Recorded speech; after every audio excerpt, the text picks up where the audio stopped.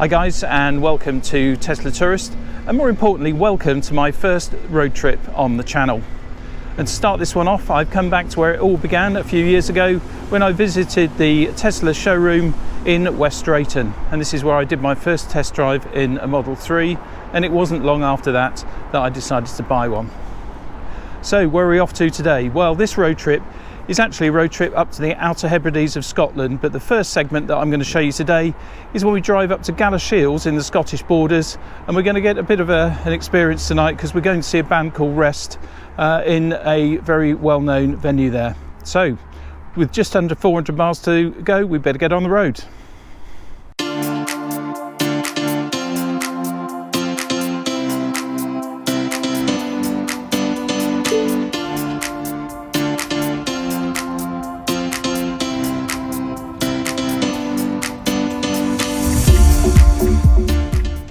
Thank you so much for joining me on my first road trip for Tesla Tourist. The channel's aimed at showing how easy it is to use a Tesla for going on long journeys, and whilst I'm there I'm going to show you a few sights along the way. Another thank you I'm going to give at this early stage is to a guy called Steve Marsh, who's a great YouTuber, and his videos have helped inspire me to do this. One in particular is when he travelled to Galashiels in Denmark and then took a 3-day ferry trip to Iceland. I had to cancel a trip to Iceland during lockdown, and I keep meaning to rebook it, but I then thought I could drive my Tesla to Iceland, and hopefully this year that's exactly what I'm going to do. Not going to start with that one though, so Scotland it is. Let's have a look at today's trip in a bit more detail. We've just used some A roads to travel up from West Drayton through Uxbridge, and we're now approaching the M40. So we can stay on the M40 until we get to the M42, and we'll go south of Birmingham and follow that through to the M5, where we can start heading north on the M5 until it meets the M6. And it's just after we meet the M6 we can make our first charging stop at Hilton Park, and then it's straight through to Gretna to charge up to a reasonable level before we head over to Galashiels. The drive from Gretna is really nice actually, going down the A7, really scenic route, but I think by the time we get there it's probably going to be dark, so we won't see much of that, but I'll probably mention some of the little towns we go through because there's quite a lot of history going through the A7, and probably a better route to be honest, to be driving in the daytime. See you at Hilton Park.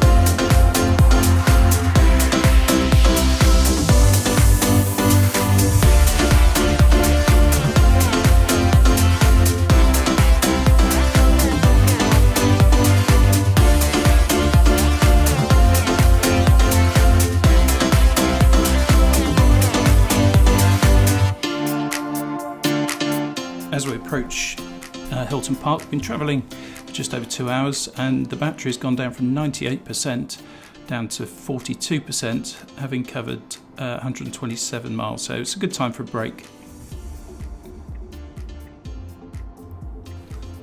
I normally only start with 80%, but as I was at the Tesla Centre I did put a little bit extra in on this particular journey, especially as it's going to be a full day of driving. Anyway, as you go in, the Supercharger is at the far end of the car park, so it's probably easiest to avoid going into the main entrance and follow the road round and follow the grid serve signs, and where the second sign is you can see that it tells you to turn right. Sometimes there are cars coming out of that one, which makes it a bit awkward, so you can just drive past the grid serve signs, and there's another entrance just after the chargers there. You can see where the other entrance comes in here. So there's a total of 12 V2 130 kilowatt chargers, and as you can see it's quite quiet on this occasion with only a couple of other cars charging. You will have seen the grid serve chargers, and there's quite a few of those available. but the cost there is 79 pence a kilowatt, which is more than double the off-peak charge for Tesla, which is 39 pence. So once plugged in, used the facilities, grabbed a coffee, and overall was stopped for a total of 26 minutes, which is probably a little bit longer than needed, but I did some filming and had to increase the charge actually to avoid an overstay, and it went up to 87% by that time.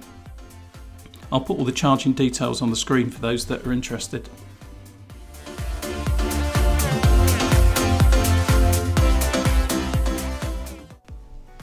We're back on the M6 now, heading towards our next stop at Gretna. But I thought I'd just take the opportunity at this part of the journey to tell you a little bit about the band Wrest that we're going to see tonight. They're a Scottish indie band based in Edinburgh, and they released their first single back in 2017 and their first album, which was called Coward of Us All, in 2019. And this tour celebrates their third album, Everything's Nothing Forever Again. And they've been touring venues similar to the one that we're going to tonight, but they also played the Barrowlands in Glasgow in August of 2024 to a sellout crowd of about 2,000 people, which is really some achievement for an independent band. And for those that don't know, this is a really iconic venue. Some of the people that have played there before include David Bowie, The Clash, The Smiths, Nirvana, Oasis, U2, R.E.M., and I could go on with a load more, but to actually get a slot there is just amazing for the band, and the fact they filled it is even more incredible. And they've got a couple of other big gigs in 2025 as well, and I'll put details of that in the description. So there are 4 guys in the band, with Stuart as the lead vocalist, Stephen on lead guitar, Craig on bass, and Johnny on drums. One of the bands that's inspired them over the years is Frightened Rabbit, and it's often said that if you like Frightened Rabbit and the National, then you're going to love Wrest, and you will see that a bit later. So I'm going to add a few short clips from some of the songs from tonight's gig, but I will also add another video to the channel with 3 full tracks that you can listen to for those that like what they hear. I did ask the band if I could do that. They said it was okay, so I will certainly add that. And just so you know, I'm not sponsored by them. The only thing I will say about the recordings, I've done it on a GoPro, so it's probably not the best thing to do recording on, but you'll probably get a good idea of what they sound like. The venue tonight is MacArts in Galashiels and holds about 300 people, and it is described as the best venue for gigs in the Scottish borders, which you'll see later. Right, back to the journey. The scenery certainly improves on this leg, but as mentioned, the final leg is going to be in the dark, which is where the best views in fact are down the A7, but we won't see a lot of those. So this leg's about 188 miles from Hilton Park up to Gretna, and we're using Gretna Caledonia chargers, which is at the outlet village. There's loads of chargers in that area now. There used to be 4 at Gretna service station, but I think there's 15 there now. So we've also got the ones at the outlet village that we'll be going to, but they've also added a load more at Todd Hills, which is a service area on the southbound carriageway. So there's plenty to use there. I've just not been to the one at Caledonia before, so I'll give it a try. Well, all of that talking sees us arriving at junction 45 of the M6, so we can turn off here and head towards Caledonia Park. It's only about 0.8 of a mile from the motorway, so not much of a detour, and from here you can quickly get back en route towards Galashiels on the A7. Now here we've got a total of 16 250 kilowatt V4 chargers, and they're open to non-Teslas as well, so it may get a little bit busier. My battery's actually gone down to 14% at this stage, but I won't need to add too much as I've only got about 55 miles to go, and I'll be using a granny charger overnight to top it up for my next journey. So the Caledonia Park, obviously it is an outlet village, but you've also got toilets, Costa, Starbucks, Greggs, Burger King and Subway if you just want to stop and have some refreshments, as opposed to going looking around the retail outlets. But it is actually a really good stop off. The stop was actually very quick, and it only took 13 minutes to add 40% to the battery with the V4 chargers, and only just enough time to use the facilities and grab a coffee. So Now onto the final stage to Galashiels.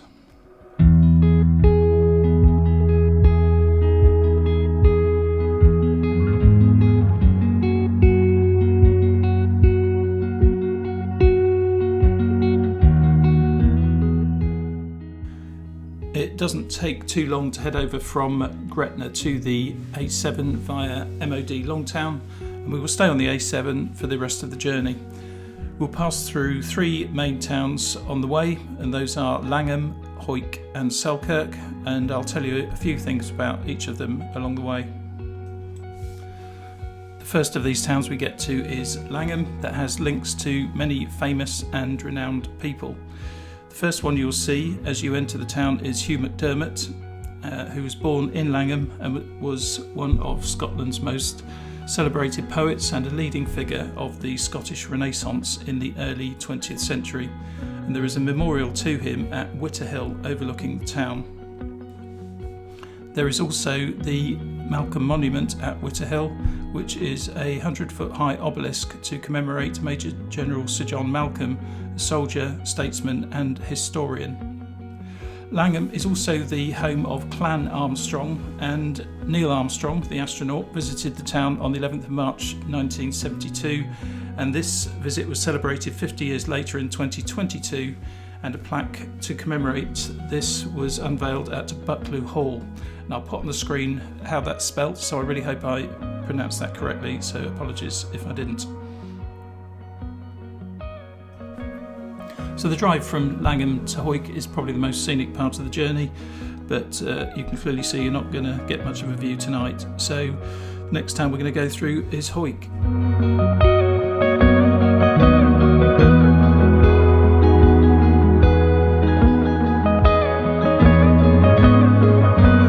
As we arrive in Hawick, it might look like I've slowed the video down, but that's not the case. They have got quite a lengthy 20-mile-an-hour speed limit zone, so I'll have to make sure I stick to that. So Hawick itself is very well renowned for cashmere and is often called the home of cashmere, and you'll find factories producing luxury textiles for global fashion brands within the town. So you could choose to visit a mill or a shop that makes some of these products. One of the most famous events that take place each year is the annual Common Riding, which celebrates the town's history, and it involves horseback riding and traditions dating back to medieval times. The other thing that Hawick is really famous for is rugby, and Hawick RFC have produced many Scottish internationals, including Stuart Hogg, Colin Deans and Greg Laidlaw, who have all captained Scotland, so quite some achievement from one club. Next we arrive in Selkirk, that's got strong ties to Scotland's beloved author Sir Walter Scott, who served as the town sheriff from 1799 to 1832. And the Sir Walter Scott Courthouse is now a museum showcasing his legacy. Whilst you're here, you may choose to sample the local specialty, the Selkirk bannock, which is a rich buttery fruit loaf, apparently very nice. Selkirk is also the hometown of Frightened Rabbit, who I've mentioned earlier, who have been such an influence on Wrest. And as Selkirk is only about 4 miles from where we will be seeing Wrest tonight, it shows what great music comes from this area of Scotland. After about 370 miles and a full day's drive, we arrive in Galashiels. So time to find somewhere to park and grab a quick meal before we can head down to the gig. And I'll see you there shortly.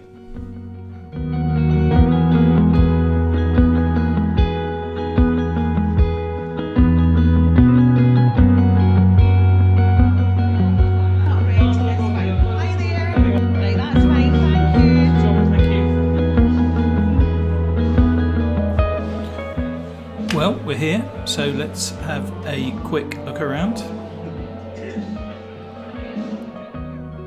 The sound and lighting crew work at the back, and we can see the main floor area where we expect about 300 people to attend tonight.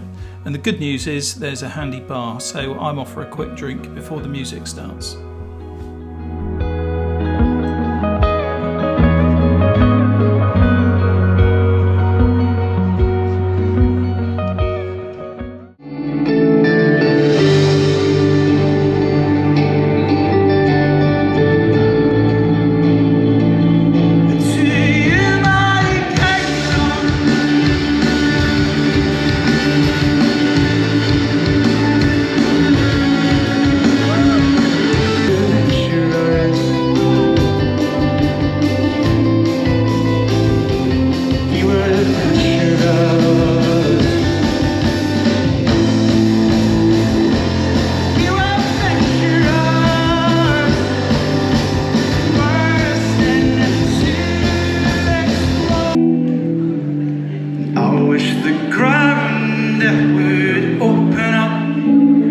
swallow me whole, swallow me whole,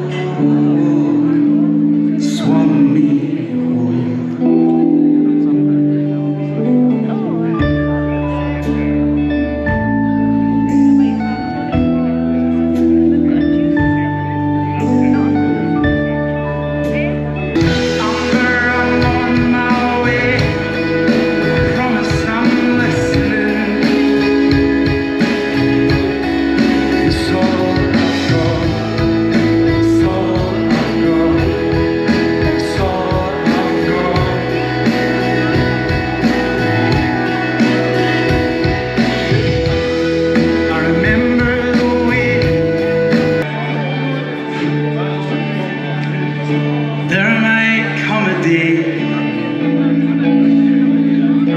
You see things a different way.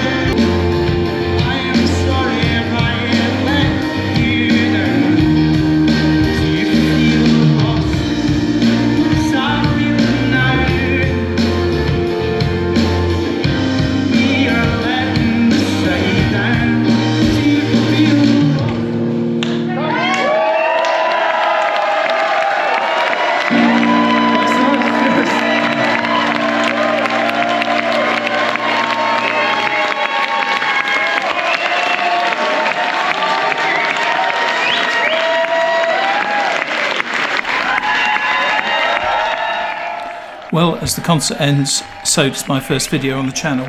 Thank you so much for watching, and I hope you enjoyed it. I will add a summary of the journey info at the end for those that are interested. I'm going to try and release a new video each week, so if you did enjoy it, please do all the like and subscribe stuff, and I'll catch you on the next one.